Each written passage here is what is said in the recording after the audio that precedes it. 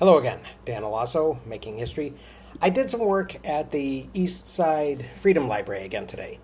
Enjoying the space. It's a nice space. It's an old Carnegie library and it has great energy, I think. And also enjoying the air conditioning. It's a hot day here in St. Paul today. Although we do seem to be due for a thunderstorm and then some cooler weather beginning tomorrow, I think. I didn't spend my time searching the shelves today. Instead, I brought my own copy of Ferdinand Lundberg's 1937 book, America's 60 Families, and I filled in some of the details of the Rockefeller family tree. I'm trying to kind of create a sort of a network diagram of all of the American elite families and how they're interconnected. It's interesting, as I get closer to the present, that some of these descendants seem to lead more or less normal lives. And I'm not sure if this is the result of what you might call reversion to the mean, where the inheritors of wealth and status sometimes become more middle class as the generations pass. Or, alternatively, it might be evidence of carefully crafted facades of normalcy, where members of the elite or the leisure class living on trust funds seek to blend in with the regular people, either due to a sincere desire to live a less ostentatious lifestyle, or just because they hope to fly under the radar if and when the peasants ever take up their torches and their pitchforks and come to eat the rich. And an example of this, although highly speculative, might be a Pulitzer Prize-winning journalist and professor named Sarah Stillman, who I wasn't aware of before, but she sort of came up in searches that I was doing on the Stillman family. Now in her early 40s, she seems to have a stellar academic pedigree and to have risen to the highest ranks of kind of the liberal elite press, the Atlantic, the New Yorker, etc. Her author profile for one of her recent books describes her as having been, quote, an inspiring example of what a self-confident teen can achieve. She scrupulously avoids mentioning any personal information, and search results remark on this fact. In fact, GROK reported there is no publicly available information in the provided references or elsewhere that specifically names Sarah Stillman's parents. The sources focus primarily on her professional achievements, education, and journalistic work, but do not discuss personal details about her family, including parents' identities. So, it would be speculation. It would be rampant speculation to suggest that she might be a Rockefeller. It might be a complete coincidence, and Ms. Stillman may be a prodigy who sprang from very humble roots to earn simultaneous bachelor's and master's degrees in anthropology from Yale University in 2006, graduating summa with exceptional distinction. She then pursued graduate studies as a Marshall Scholar at Oxford University. These things can happen. And it does look like Ms. Stillman has, or Dr. Stillman, has worked hard to get where she is. So people should hesitate before suggesting that her success is not deserved.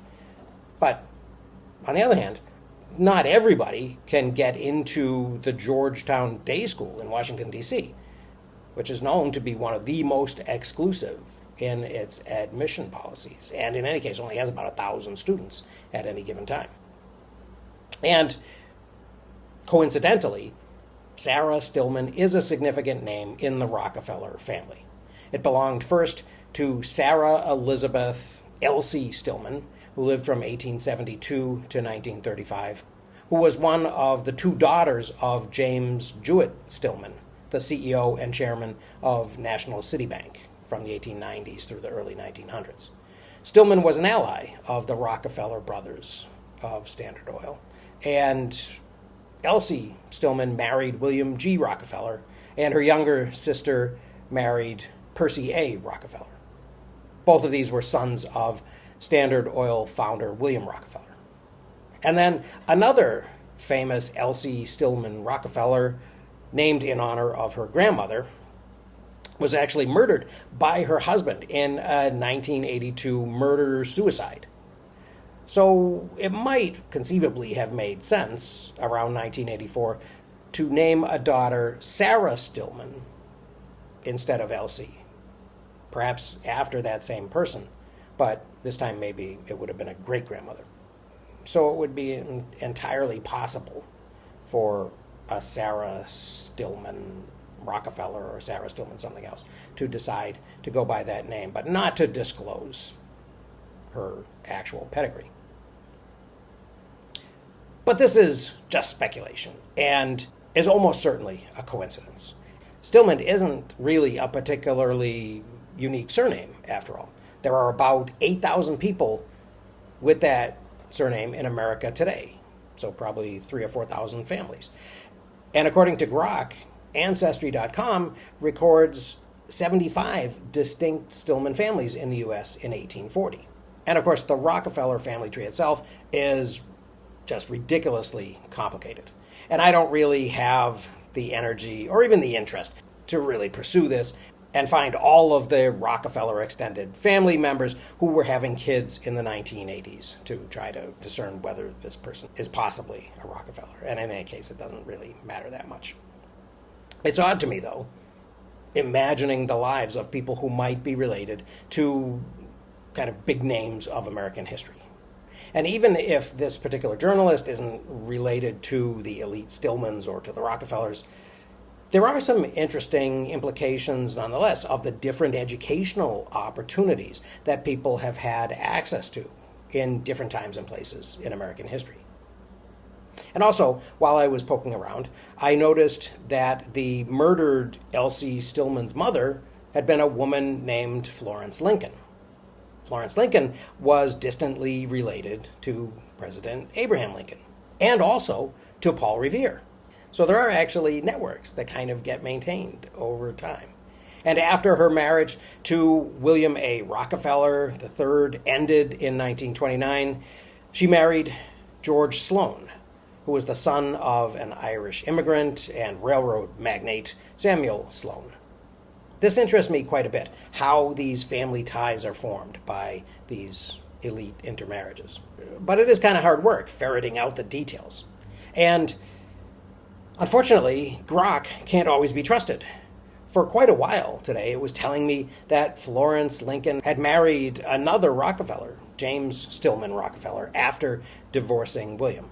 Maybe the Stillman in the name and the fact that I had previously been asking it about Sarah Stillman confused it. I don't know. But this was quite unhelpful. And I might not have actually caught the error, except that I already happened to know that she had gone from being married to William A. Rockefeller to George Sloan, and there was no room in between for another Rockefeller marriage. So, for a little while at least, my role as a researcher apparently is going to be safe. And I hope I will continue to uncover interesting little tidbits, not only about America's elite families, but also about the ways that people reacted to them and responded to the Gilded Age the first time around, and how that might give us some insight into this new Gilded Age that we seem to be living in. So I hope you found that a little bit interesting. Thank you very much for watching. I will see you again very soon.